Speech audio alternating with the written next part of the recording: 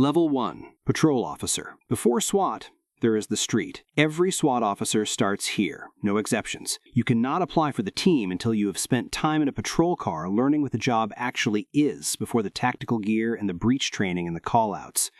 The street is where you find out if you can actually do this, or if you just thought you could. You graduated the academy at 23, 14 weeks of physical training and legal instruction and scenario work and the specific institutional culture of a police department that is simultaneously trying to prepare you for everything and cannot possibly prepare you for everything. You passed. You were sworn in. Someone pinned a badge to your chest, and your mother took a photograph, and for about 48 hours, you felt like you had arrived somewhere. Then, you got your first shift. Your first call is a domestic disturbance on the east side. A neighbor heard shouting. You and your training officer arrive at a house that looks completely normal from the outside, and you knock on the door, and a woman answers, and she is calm and says everything is fine, and your training officer looks at her for a moment and says, "May we come in?" And she steps aside, and you walk into a house that is not fine at all, and you spend the next 2 hours in the middle of something that no amount of scenario training fully approximated. You drive back to the station afterward and sit in the patrol car on the parking lot for a few minutes before going inside. Your training officer doesn't say anything about that. He's seen it before. The job is not what television made it. It is mostly paperwork, and mostly waiting, and mostly calls that are versions of the same calls you handled last week. A disturbance here, a traffic stop there, a welfare check on someone whose family hasn't heard from them, and you knock on the door, and sometimes they're fine, and sometimes they're not, and there is no way to know which it is until the door opens. You learn to read people, not from a textbook, but from the specific education of being in a room with someone who is lying and someone who is scared and someone who is dangerous, and learning the difference between all three from the inside of the situation rather than the outside. The stakes years. There is no shortcut. Year 2. You work a robbery in progress. A convenience store. You are 3 blocks away when the call comes. You are first on scene. The suspect is still inside. You set up a perimeter and wait for backup, and the next 4 minutes are the longest 4 minutes of your life, because you are alone outside a building where something is happening, and you cannot see inside, and the radio is telling you backup is 2 minutes away, and 2 minutes is a very specific amount of time when you are standing outside a building where something is happening. Backup arrives. The situation resolves without escalation. The suspect comes out with his hands up. You arrest him. You do the paperwork. You go home. You don't sleep well for 3 days. Year 3, you apply for the tactical team. The SWAT unit in your department takes applications once a year. The requirements are specific: minimum 3 years patrolled experience, physical fitness standards that exceed the department baseline by a significant margin, no disciplinary record, supervisor recommendation. You meet every requirement. You submit the application. 47 officers apply. 12 will be selected for the tryout. Your name is on the list. Level 2. SWAT candidate. The selection process is designed to find out who you are when you have nothing left. Day 1 is physical, a 2-mile run in under 14 minutes, push-ups, pull-ups, sit-ups, all at a standard that eliminated 6 candidates before lunch. An obstacle course that is less about athleticism and more about the specific quality of continuing to move when your body has filed a formal objection. You finish. Not first. Not last, you finish. Day 2 is water. The pool evaluation tests whether candidates can function in an environment where the normal physical instincts become liabilities. Treading water in full gear. Underwater navigation. A rescue scenario where you have to pull a simulated casualty across the pool while your own lungs are making increasingly loud suggestions about the surface. 2 candidates don't complete this day. Day 3 is the stress inoculation course. You are sleep deprived. You are physically depleted. You are placed in scenario after scenario that requires decision-making under conditions specifically designed to make decision-making difficult. A simulated hostage situation, where the hostage and the suspect are in the same room, and you have approximately 2 seconds to determine which is which. A building search, where one of the rooms contains a civilian, and you find out after. The instructors are not grading you on whether you are perfect. They are grading you on how you process being imperfect. You are selected. 4 months of operator training begins. The curriculum covers everything that patrol did not: close quarters battle, explosive breaching, less lethal systems, crisis negotiation support, sniper observation, TEMS, Tactical emergency medical support. Because in a barricade situation, the nearest ambulance cannot always get to the person who needs it. You learn to apply a tourniquet in the dark in under 60 seconds. You practice it until you can do it in 40. The firearms training is different from what you did at the academy. The academy taught you to shoot. SWAT training teaches you to shoot in conditions that the academy did not simulate. Shooting while moving. Shooting from unconventional positions. Shooting at targets that are partially obscured by cover. Shooting with the knowledge that there are friendly personnel in your sector, and the identification of those personnel is your responsibility, regardless of what else is happening around you. You make a target identification error in a simulation. The instructor stops the scenario. He doesn't yell. He resets the scenario and runs it again and tells you to describe out loud what you are looking at as you look at it. The verbalization slows the process. The process becomes deliberate. The error doesn't recur. You graduate the training program. You are now a SWAT operator on probation. Your first year on the team, you will be the least experienced person on every call-out. You will be assigned to tasks that are important, but not primary. You will watch and learn and carry equipment and learn the team's language, the specific shorthand of people who have trained together long enough that communication becomes compressed, efficient, almost silent. Your first real call-out is a barricaded subject. A man has locked himself in a second-floor apartment with a firearm after an altercation with his girlfriend. The negotiator is on the phone with him. The team sets up a perimeter and waits. You are assigned the rear of the building. You stand at the rear of the building for 4 hours while the negotiator works the phone. The man comes out at 2 a.m. without the firearm. You help process the scene. You drove home at 4 a.m. feeling like the training should have prepared you for the specific quality of waiting. It did. You just didn't know waiting was something that needed to be trained for. Level 3, SWAT operator. The callouts define you now. Not the training, though the training never stops. Not the equipment, though the equipment evolves. The callouts. The specific accumulated weight of having been in rooms that most people will never enter and having made decisions that cannot be made in the abstract. Your unit operates under a tiered response model. Most callouts are barricaded subjects. A person who has made a decision to stop cooperating with the outside world and has the means to make that decision costly for anyone who disagrees. The negotiator is always the first tool. Always. The tactical team exists to provide options if negotiation fails, and to contain the situation while negotiation proceeds. You spend more time standing behind cover in parking lots and hallways than you spend making entry. People outside the job find this surprising. They think SWAT means kicking in doors. Sometimes it does. More often it means hours of patience and cold coffee and radio traffic, and the specific discipline of staying alert through long periods of nothing, so that when something happens, your response is not degraded by the waiting. Year 2 as an operator. A high-risk warrant service. A drug trafficking organization. 3 locations simultaneously. Your element has the primary location. Pre-dawn. A residential house in a quiet neighborhood. The briefing was thorough. You know the layout, the number of expected occupants, the intelligence on who is likely to be armed and where they are likely to be. Intelligence is never complete. The entry goes fast. First room clear, second room clear. Third room presents a situation that was not in the briefing. You make a decision. The situation resolves. Nobody dies. You write the report that night sitting at your kitchen table at 3 a.m., and the report is factual and complete and describes what happened and why each decision was made. And you read it back and it sounds like someone who was in control the whole time, which is technically accurate and also not the full picture. You keep the full picture for yourself. Year 4. You become the team's breacher. The person responsible for creating the opening that everyone else goes through. This is partly physical. The tools of forced entry are heavy, and the positions required to use them are not comfortable, and partly technical. Different doors require different approaches, different locks, different solutions.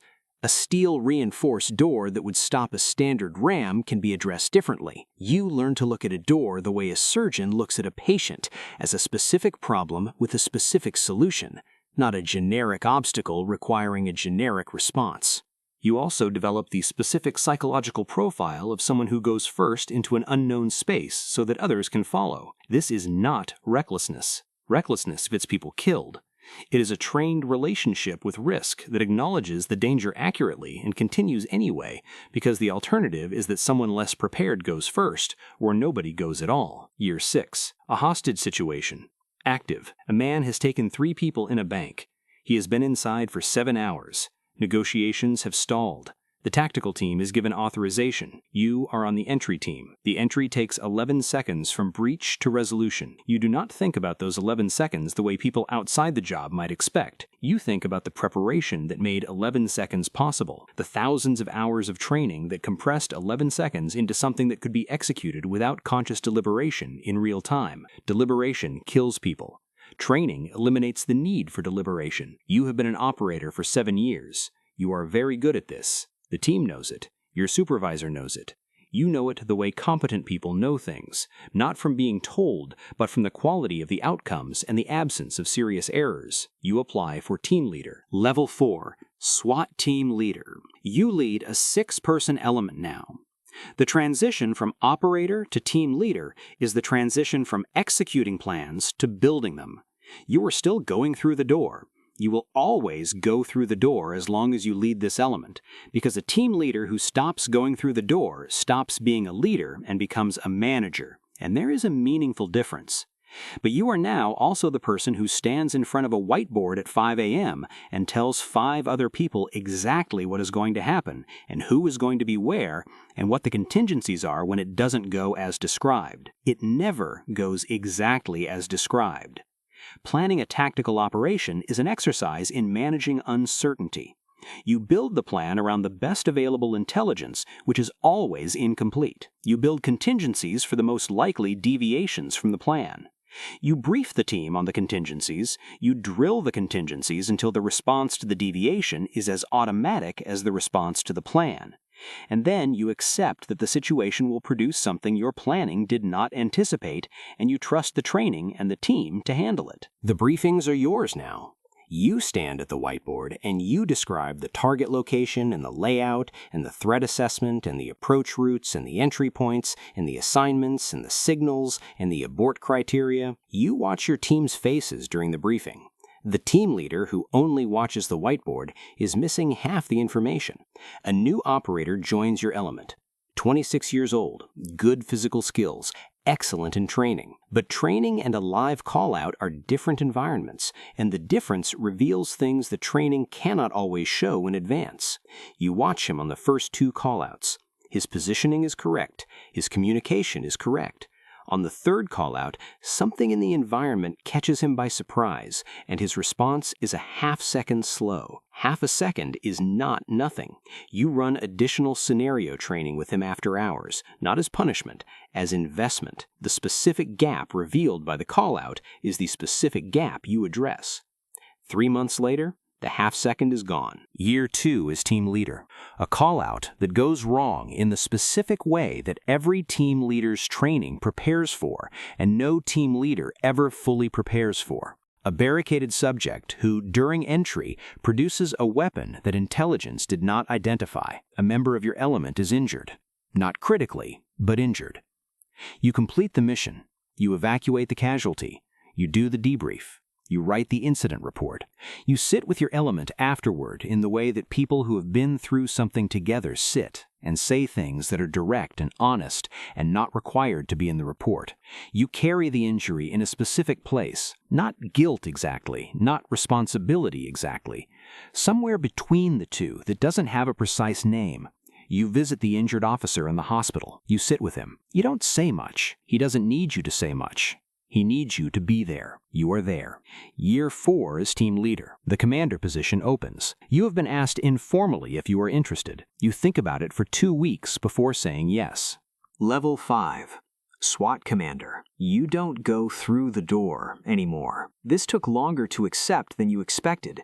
You spent 15 years becoming the kind of person who goes through the door, and the identity was more structural than you realized until the job required you to step back from it. Now, you stand at the command post in a vest and a radio, and you receive information and make decisions, and the people going through the door are people you trained, people you led, people whose families you know by name. This is harder than going through the door. At the door, the inputs are immediate, and the response is physical, and the training covers most of what you encounter. At the command post, the inputs are incomplete, and the decisions are consequential. And the training helps, but the decisions are still yours alone, and you will not know for certain whether they were correct until after the situation is resolved, and sometimes not even then. A barricaded subject, 3rd floor of an apartment building, 7 hours in. The negotiator is making progress, slow progress. The man inside is agitated but talking. Talking is good. Talking means the situation is still in the space where resolution is possible without tactical intervention. Your intelligence officer gives you an update. A thermal imaging drone pass has identified what appears to be a second person in the apartment. Unconfirmed. Could be a hostage. Could be a family member who was present when the barricade began and wasn't disclosed in the initial report. Could be a misread from the thermal. You have 3 options. You increase pressure. You wait. You authorize a tactical resolution that carries risk to a possible hostage whose existence is unconfirmed. You wait. 4 hours later, the man inside tells the negotiator his daughter is with him. She is 7 years old. She is unhurt. This changes the situation in multiple dimensions simultaneously, and you adjust the tactical posture accordingly. 6 hours after that, the man surrenders. His daughter walks out first, and a female officer who has been positioned specifically for this contingency since the thermal report meets her at the door and takes her to a staging area that is away from the tactical equipment and the uniformed officers and looks nothing like a police operation. You ordered that positioning 12 hours ago. Nobody knows you ordered it. Nobody needs to know. The administrative weight of the commander position accumulates differently than the operational weight of the operator years. Budgets, equipment procurement, use of force policy review, training standards that have to balance operational effectiveness with the department's legal and community obligations, after-action reviews that are honest about what went wrong and specific about what changes as a result. You sit on a use of force review board, the shooting incident from another unit. You review the footage, the reports, the timeline, the decisions. You make a finding. The finding is not what the officer involved was hoping for. You deliver it directly and without softening it more than accuracy requires. This is the part of the job that nobody told you about when you were 23 in the patrol car, wondering what it would be like to make it to the top of the tactical unit. The public perception of SWAT is noise and speed and hardware, armored vehicles and black uniforms, and the specific visual grammar of force. From the outside, the job looks like controlled aggression deployed against clear threats. From the inside, it looks like this. A commander at a whiteboard at midnight making decisions about resource allocation. A team leader in a hospital room, not saying much. An operator at a kitchen table at 3 a.m. writing a report that sounds more controlled than the experience was. A candidate in a pool in full gear with lungs full of determination and not much else. A patrol officer sitting in a parking lot for a few minutes before going inside. Every level of this job asks the same question in a different form. Are you going to show up? For 22 years, the answer has been yes. The city does not know your name. Your officers' families know your name. Your department knows your name. The people who were inside the rooms that required your team know your name in the specific way that people know the name of someone who arrived when the situation was still unclear and left when it was resolved. There will be a next call-out. There is always a next call-out. You will be at the command post. Your team will go through the door. And in the space between those two things is every year of training and every call-out and every decision and every person who trusted you with their safety and every moment you carried something home that didn't belong there but came anyway. The door opens.